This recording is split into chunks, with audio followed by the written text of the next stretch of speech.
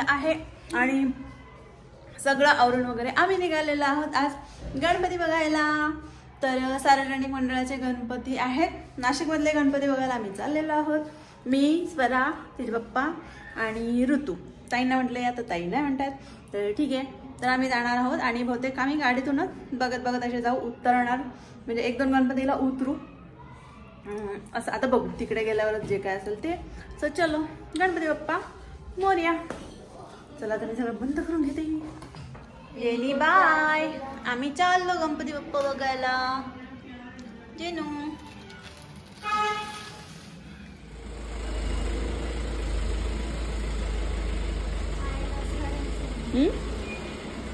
Sir आहे पण so आम्ही निघालेलो आहोत आता गणपती बघायला। नाशिकचे जे मेन गणपती आहेत तेच आम्ही पाहणार आहोत, कारण मोठी कार आहे त्याच्यामुळे गल्लीबोळात ती तर घालता येणार नाही, म्हणून मग सगळेच गणपती नाही बघता येणार। मेन स्पॉट जे आहेत तिथले गणपती आहेत ते आम्ही पाहणार आहोत।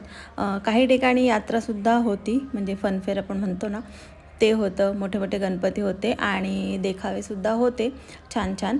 बट येस, पुण्याच्या तुलनेत नाशिकमध्ये तर कमीच असतात देखावे वगैरे, किंवा ते पुण्याचे गणपती तर 1 नंबर असतात हे आपण मान्य करायलाच हवं, बट नाशिकमध्ये छान असतात। तर मोठे मोठे गणपती आहेत, स्तंभावरचा गणपती, कॉलेज रोडचे गणपती, भोसला मिलिटरी स्कूलच्या तेथील गणपती म्हणजे नाशिकमधल्या लोकांना माहिती आहे।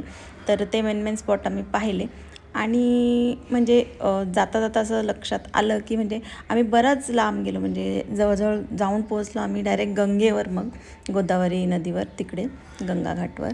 तर मध्यंतरी इतक्याही प्रमाणात काही गणपती नव्हते जसे दरवर्षीप्रमाणे असतात, अगदीच तुरळक ठिकाणी असे गणपती होते। तर हा एक फेमस असा गणपती आहे जो भोसला मिलिटरी स्कूलच्या समोर असतो, बसवलेला असतो। सार्वजनिक गणपती खूप मोठा असतो।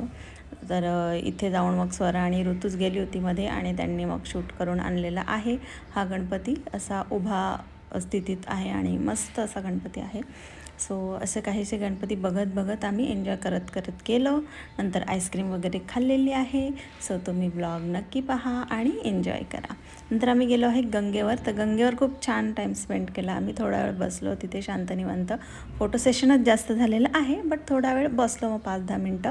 आणि उशीरही खूप झाला होता कारण आम्ही निघालोच 11 वाजता, सो तुम्ही अंदाज लावू शकता फार उशीर झाला होता। आम्ही जवळजवळ 11:15 किंवा 12ला तर गंगेवर असू, गंगा तटावर। तर तिकडे सुद्धा आपण जाऊया। सो चला माझ्यासोबत।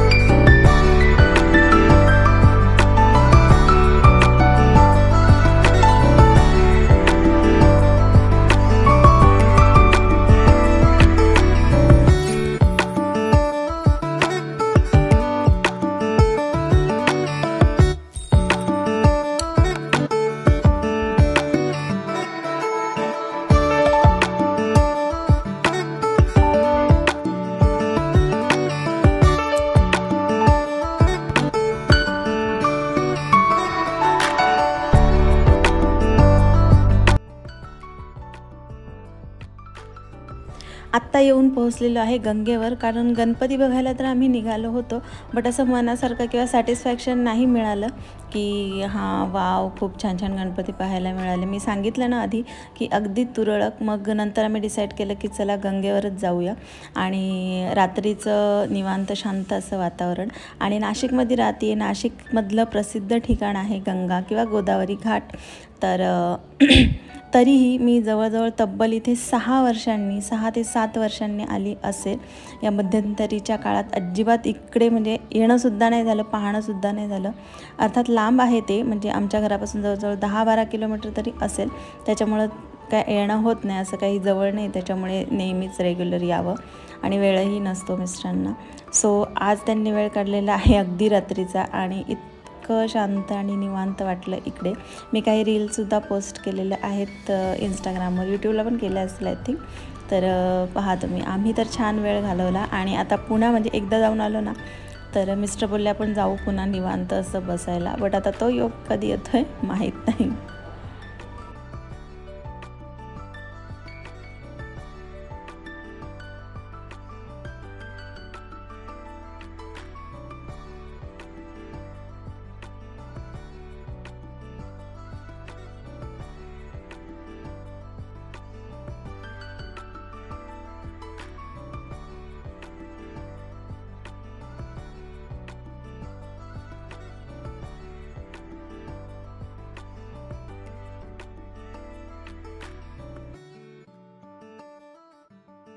रात्रीचे 12:15 वाजलेले आहेत आणि हा शेवटचा गणपती जो महामार्गाला असतो, सगळ्यात मोठा गणपती आणि सगळ्यात फेमस असा, कारण त्याचा देखावा खूप सुंदर असतो दरवर्षीच.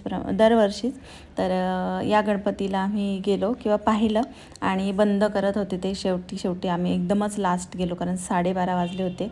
तरीही लोक फोटो सेशन वगैरे करत होते. आम्हालाही वर जायचं होतं, बट चान्स मिळाला नाही. त्याच्या आतच ते बंद झालं. बाप्पा म्हणाले एवढ्या उशीर आम्ही दर्शन देणार नाही, चला पळा घरी. तर असा हा शेवटचा गणपती पाहून मग आम्ही पोहोचलो घरी.